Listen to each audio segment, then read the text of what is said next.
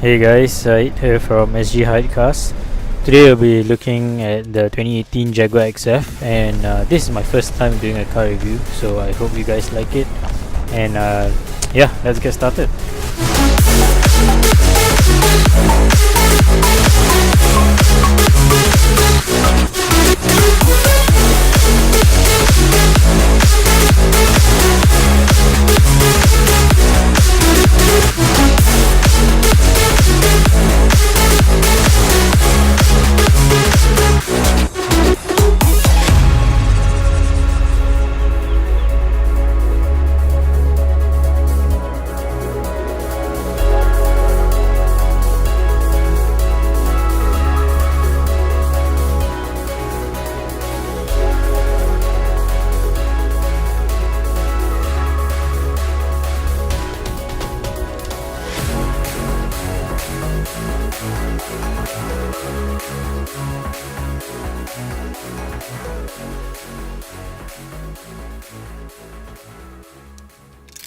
So this is the key of the Jaguar, okay, and let's start the car up.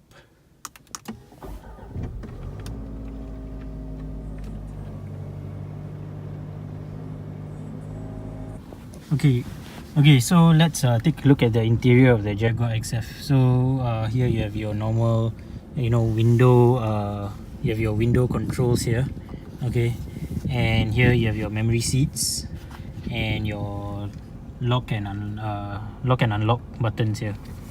Okay, the handle here is quite made of metal, very high quality feeling, and also this is I think this is plastic, but it looks like metal, and this surface here is like a piano black kind of finish, which is very nice. And here is like this, I won't say soft touch plastic, but the material is it's a luxury car material. Luxury car, you get the luxury car feel, but I think if you want to compare with BM or Audi or Mercedes, I think it's not as nice as the Germans, but it's still a very nice interior. Okay, the steering wheel here, the material of the steering wheel is very, very nice. Okay, it's like this soft leather kind of feel, so when you grip on it, like when you hold it, when you drive it, it's gives you a very it's a very nice feeling. And here you have your cruise control buttons, and here is for you to control like your volume, okay, your menu here. Okay, you can control that screen using the buttons here. Okay, so let's trip bank, trip A, trip B, trip content, trip distance, average speed, consumption, okay, trip units, you can change the units.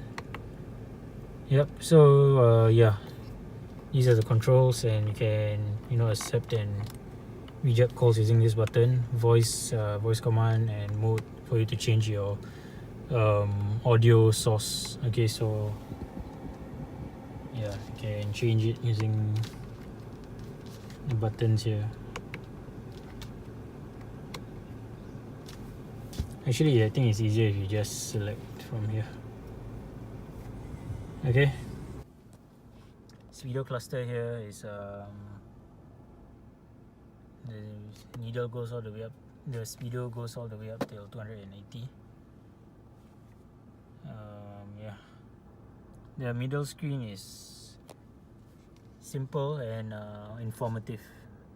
Okay, it shows you a lot of things, the time, outside temperature, the distance. This car has only clocked about 15,000 kilometers, and the fuel range you have left. Okay, you can control that you can control what you see on the screen using this button here. Okay, so you can see the date, trip A, average speed, fuel consumption, 10.5 liters per 100. Okay, and Yeah, the steering wheel is really nice, and you have these pedal shifters here as well. They are not metal, I don't think. They feel like plastic. Okay, yeah, they feel quite plastic. Yeah. Okay, and here you have your infotainment screen. Okay, let's take a look. So you have a few things here. Okay, first off, your media, so you can control your, this is for your FM radio, AM and auxiliary. You can plug in your phone and, you know, play your music from your phone. Climate, okay, you can control the aircon from here just by tapping on it. Okay, phone, you can connect your phone to the car and, you know, accept calls and play your music and all that stuff. I'm not gonna do that now. Okay, this is your sat nav. Currently we are at Ang Mo Kio. Press screen to continue, and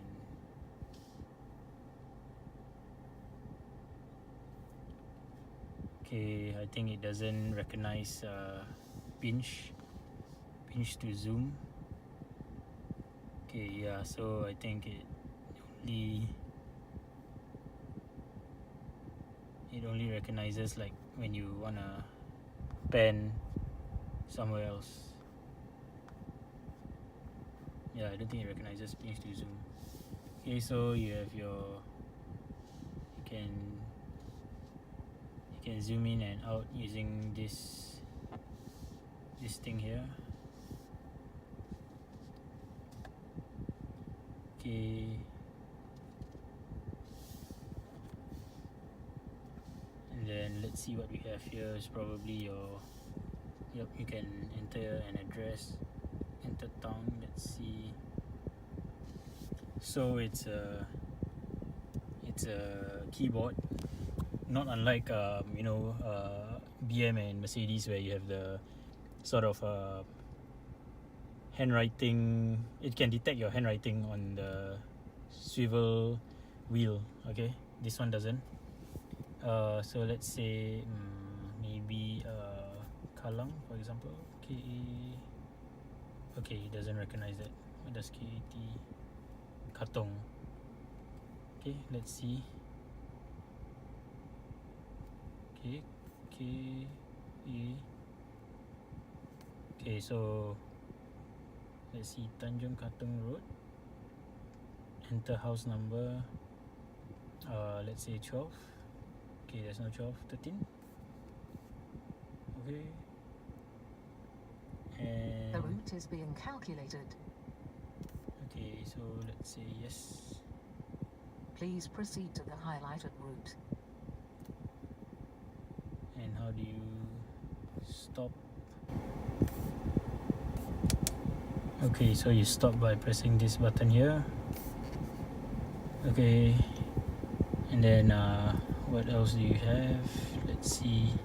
You can enter your postcode, recent address, points of interest, intersection. What does intersection mean? Oh, entered. Okay. Trips, geo coordinates, point on map. So you have quite a number of ways for you to enter your address, as in the destination that you wanna go to. Okay. Map settings. Where to, map view, favorites, information. Let's see what information has. Where am I? Trip computer. Where am I? So this is good for people who are not good with directions, and you know, if someone calls you and asks you where you are, you can just use this feature here. Okay, favorites. Okay,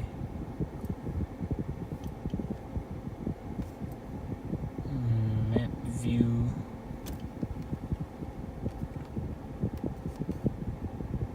Yeah, so that's about it for the navigation. Here, let's see what you have. Cameras. Okay, this is your rear view camera. Eco data shows you your driving some driving statistics. Okay, impact on fuel 1.5 liters per hour. Trip average. see driving style, accelerator.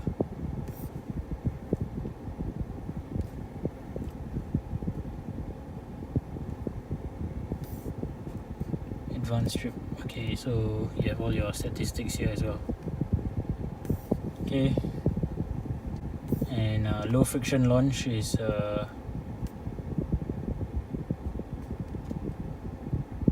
okay, so use low friction launch on low grip surfaces such as wet grass, snow and ice. Okay, so it's like something like traction control, I guess. Okay, valet. Okay, so this is your valet mode. Screen off. You can turn off the screen. Okay, and turn it back on just by pressing the button there. And these buttons, they have that very they have that clicky kind of feel, that clicky sound when you press on them, which reminds me of the Audi, the buttons you get in an Audi. So these buttons have the very clicky sound when you press on them. So it reminds me of the buttons in an Audi. Yeah. Okay, so that's about it for the infotainment screen. These buttons here, you can actually use it to control the things in here, like settings. Let's see, settings, system settings. Yeah, you have quite a bit of things here. Okay, the touchscreen interface, I won't say it's clunky, but I think it works, but maybe it can be improved on a bit more in terms of the smoothness, I would say. Brightness, media, Bluetooth. Okay, navigation. So you see what I mean by like smoothness. It's you know, it looks smooth on camera, but when you use it, it's a bit I don't know how to put it. It's I think not as smooth as in other cars, like you know, the Germans, BM, Mercedes, Audi. Okay, climate control.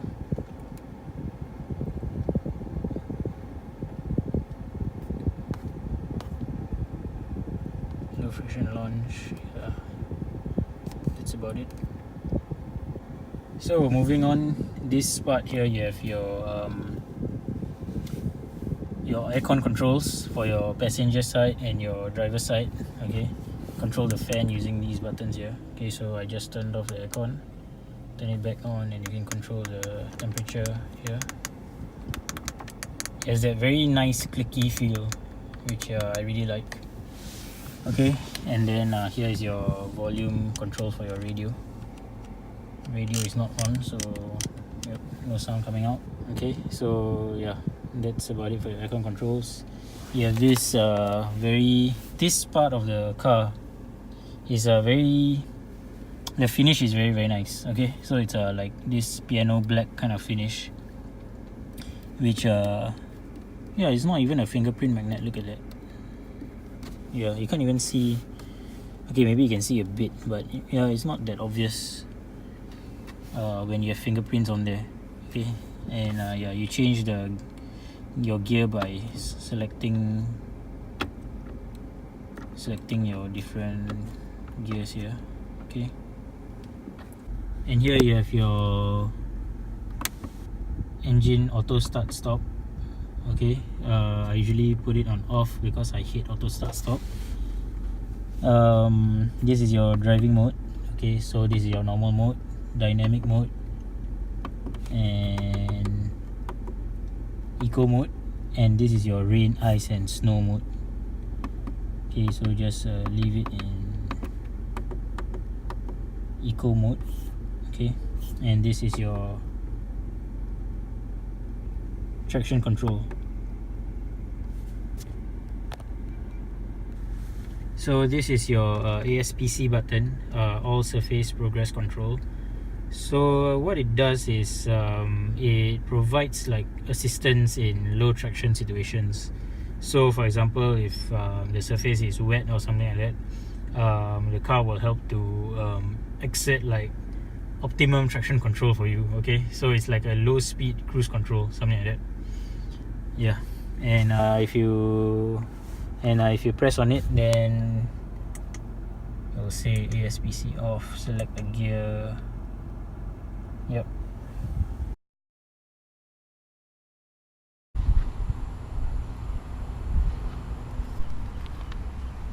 Stepping into the back of the car, you can see that there's plenty of knee room, but headroom suffers a little bit. There's not a lot of headroom actually. There's also a center tunnel in the middle, so to carry 3 adults in the back, the person sitting in the middle may be a bit uncomfortable for longer journeys. So now it's time for us to take this car out on the road and see what it's like to drive. At low speeds, I noticed that the steering becomes lighter and it's actually quite light, so it makes maneuvering around town on low speed or even in a car park makes it very, very easy. And you really feel the difference as you pick up speed. The steering wheel gets heavier and heavier. You know, this car is definitely sporty. Yeah, no questions there, because you sit so low in the car and your visibility isn't that good because the windows are not very big. As you can see, the door pillars are also very high. Yeah, it's like right up to my shoulders. So because the door pillars are so high up and the windows are quite small, you can feel a bit claustrophobic in this car. The door opening is also not very wide, so if you're a bigger or taller person, you may struggle a little bit to get in this car. And also the fact that the driver's seat is quite low to the ground. For me, someone who's about 1.75 meters tall, this car is perfect, you know. Yeah, you sit in this car, you definitely feel very snug because you are sitting so low to the ground. And also because you have this thing, I don't know what you call this thing that sort of wraps around the entire portion of the car here, so you feel like you're cocooned or you're surrounded by this thing in this car. It sort of wraps around you, which adds to the car's character. When you put your foot down, this car, there's a bit of turbo lag, but nothing it's not that bad. Maybe like half a second or maybe a second of turbo lag, but after that it just pulls. Yeah. So how quiet is this car? So this is the road noise when the windows are down.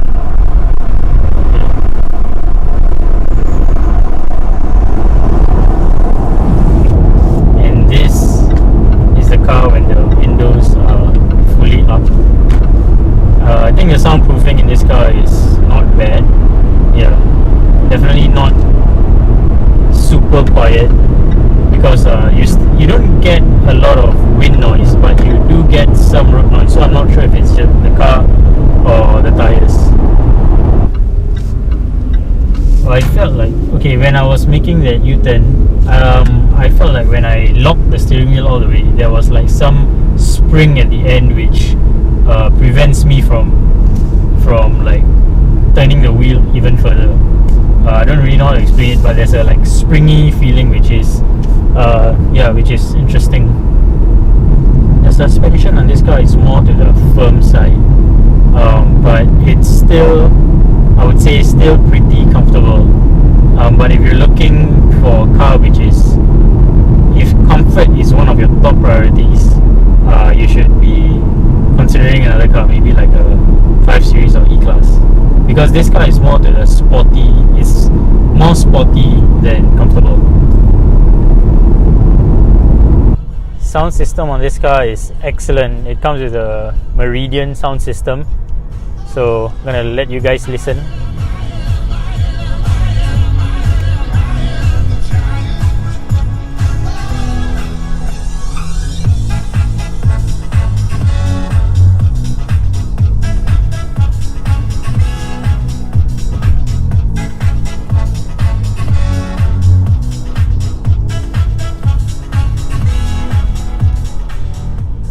So the Meridian sound system is a surround sound system, and it truly lives up to its name because I can feel the sound coming from all sides. So it's like literally the music is surrounding me.